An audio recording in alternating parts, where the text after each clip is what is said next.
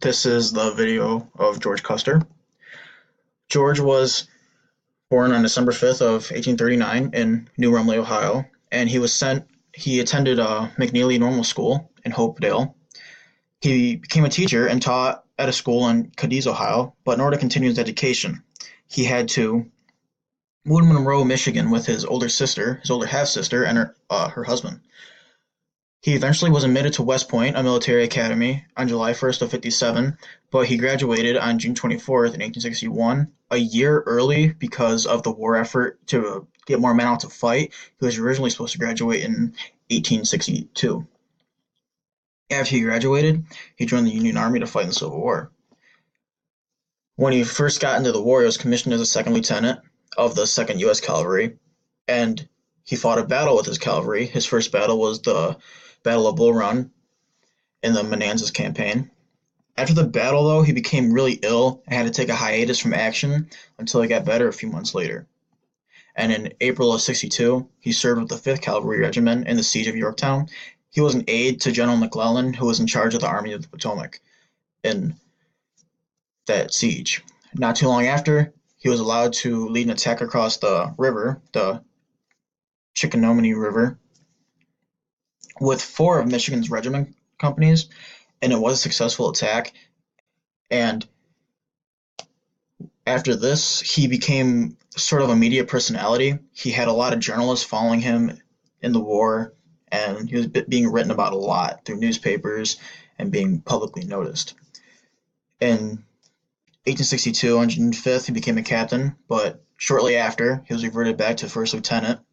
And in the same year, he participated in 2 battles, the Battle of South Mountain and Antietam, just 3 days apart. And he also took place in the March to Warrenton, Virginia, and in the Maryland campaign. On June 22nd, 1863, he was promoted to a brigadier general of the U.S. Volunteers, and he was a commander of the Michigan Cavalry Brigade, also known as the Wolverines. But because of this, he became one of the youngest generals in the Union U.S. Army at the young age of 23. He then went to marry Elizabeth Bacon, a girl who he met in Monroe, Michigan, and then the Civil War ended in 65. After the war ended, he left the U.S. Volunteers and he took a leave. He went to explore what other career options he could do or what he was interested in. He looked at careers in mining and in the railroad industry. He even considered running for Congress, and because of this, he took part in discussions of treatment of the South after the war and what they should do with the South or how they should take like priority over it. And he was named the head of soldiers and sailors of the Union. He also traveled with President Johnson, what is known as the Swing Around the Circle journey to support Johnson's policies. And in July of 66, he got back into the military and was appointed a lieutenant colonel of the 7th Cavalry Regiment. He spent the next few years traveling from fort to fort in Kansas, and eventually in 73 he ended up in South Dakota. In South Dakota, when he first got there, he led an expedition, and this was said to have triggered the Black Hills Gold Rush. Because of this, he made an announcement that he found gold, and it just got widely known, and hence the gold rush. But because of this, it left a deep tension between the Indians and the Americans, and eventually, as a result of this, it was the Battle of Little Bighorn.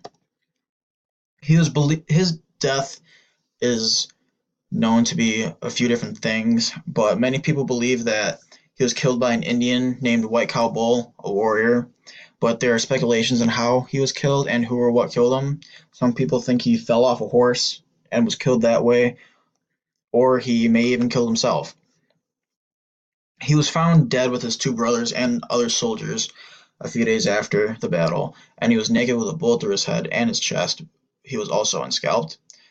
He died on June 25th of 1876 at the age of 36 at the Battle of Little Bighorn at Little Bighorn, Montana.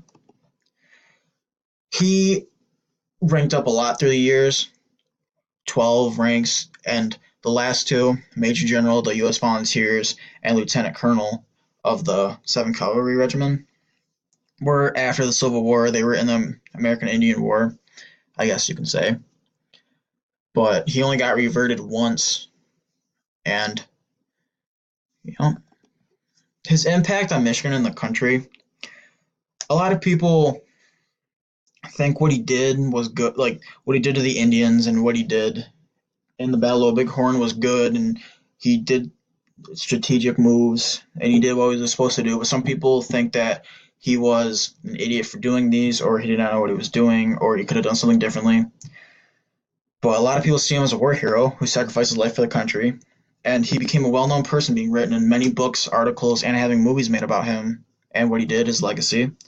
He has a lot of monuments, memorials commemorating him in the northern states like Michigan, Ohio, Pennsylvania, South Dakota, Wisconsin, and in the eastern states. He has many towns and cities named after him. One, for example, is in Michigan, which is Custer, Michigan, and that's really it.